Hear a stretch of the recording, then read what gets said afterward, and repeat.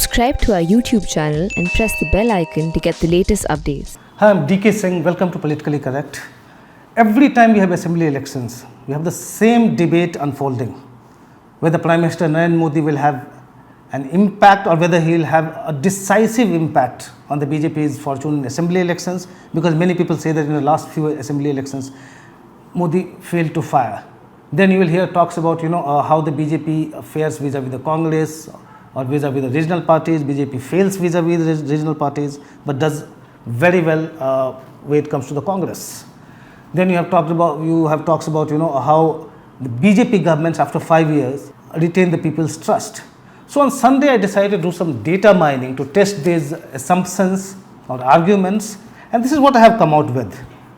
Since September 2013, when the BJP declared Narendra Modi as its prime ministerial candidate, there have been 50 elections in states and UTs. I am saying 50 elections, I am not saying 50 states.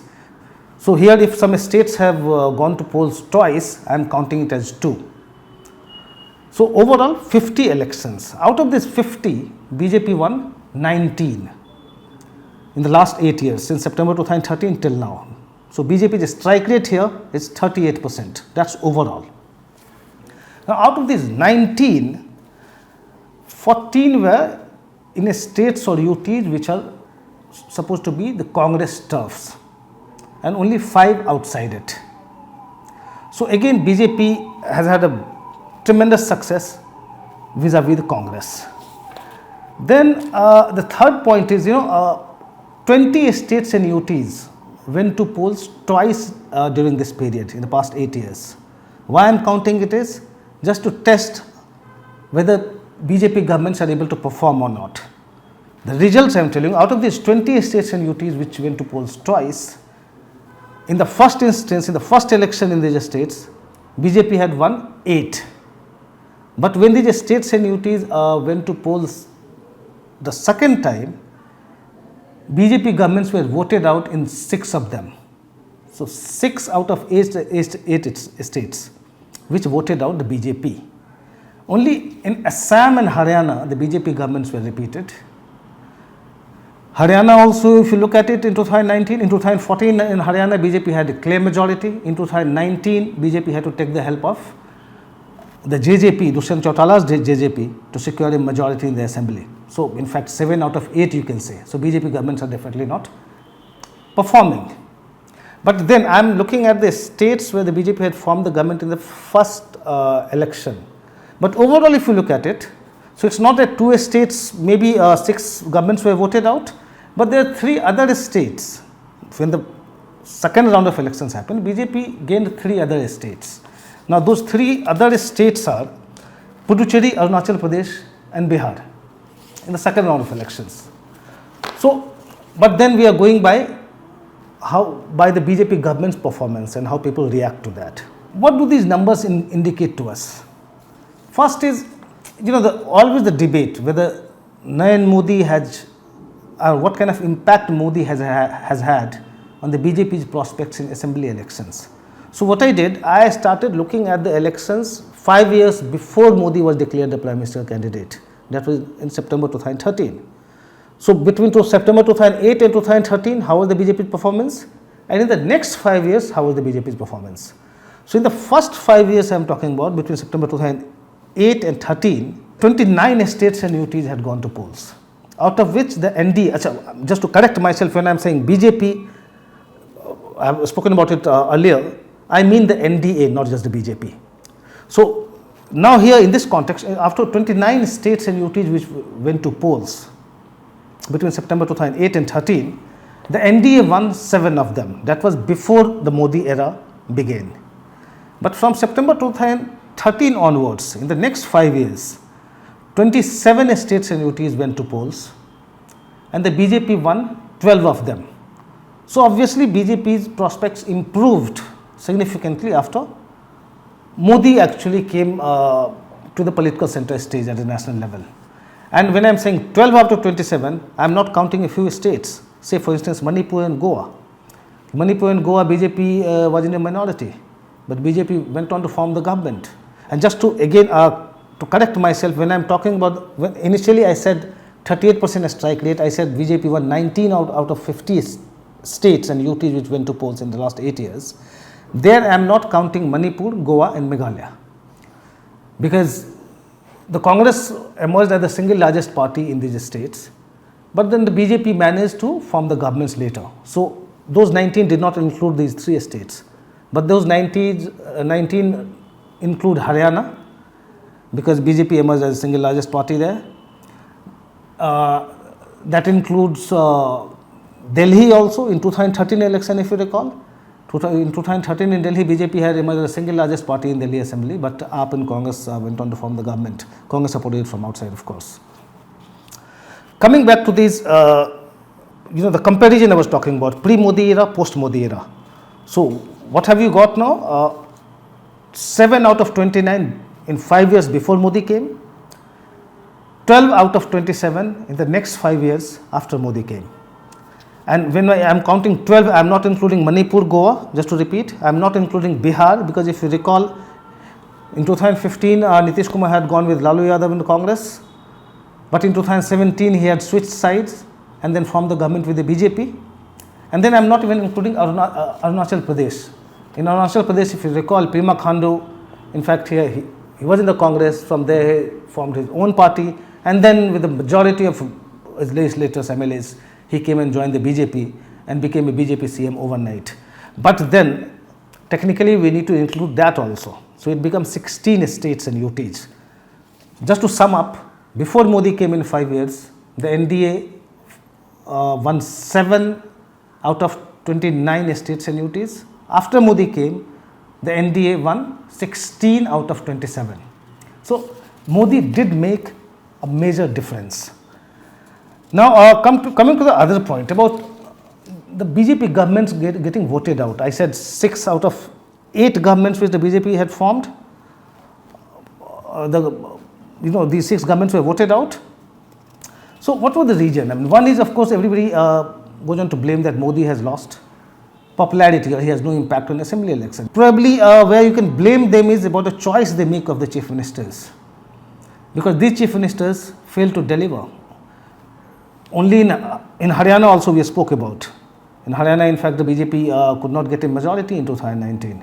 So in fact, you should say 7 out of 8 governments. And then Assam, of course, Assam you have to call Himanta Biswa Sharma as the knight in the shining armor, because he might not be the CM in the first term of the BJP's first term in Assam, but he was the face, and people were voting for him in the last election also when I was traveling there. So something wrong with the choice of the chief ministers. The BJP governments have not really performed the way people expect them to perform. So first time they voted for Modi. They did not look at a face, the BJP face, a chief minister candidate. But the second time, the choice that Modi made as their chief minister, they rejected. So that's the conclusion there. The third point is, the BJP has had an outstanding record when it comes to contesting against the Congress. So out of the 19 election victories I am talking about, the BJP's victories, 14 were in states and UTs which are Congress turfs, and only 5 where Congress is not the dominant party, in fact. So these 5, if you want 14 also, that will take a lot of time. So I'm talking about 5 states out of these 19 where the Congress was not the dominant party. This is Bihar, Uttar Pradesh, Jharkhand, Tripura and Nagaland. But out of these 5 also, the BJP can claim credit for defeating non-Congress parties only in 2, Uttar Pradesh and Tripura, because in UP the main challengers were SP and the BSP, in Tripura it was the left. So predominantly the BJP's success in assembly elections has been on Congress turfs.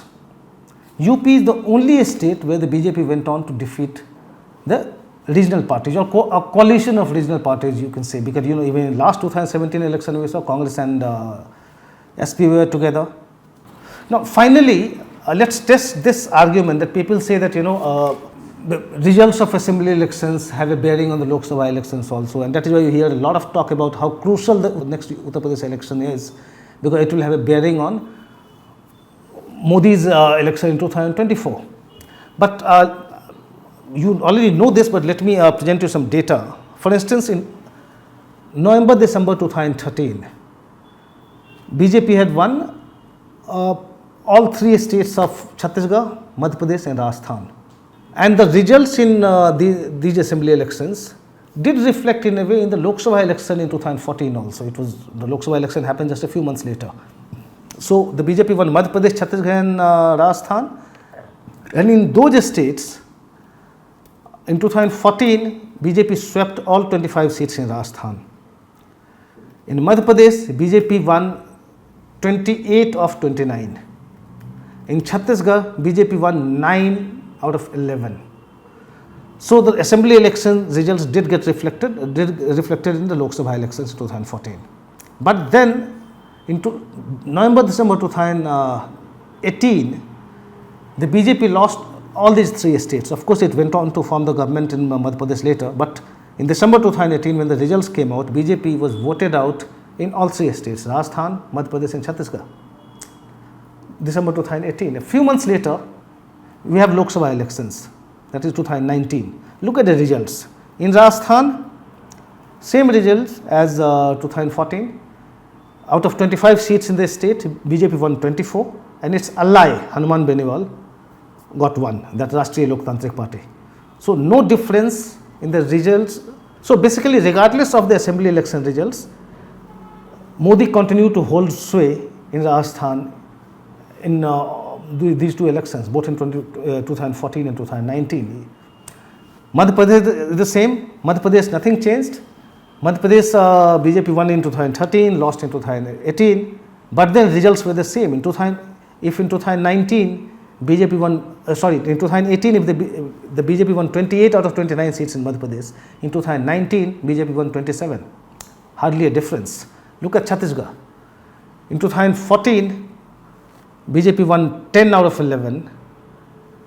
In 2019, BJP won 9 out of 11.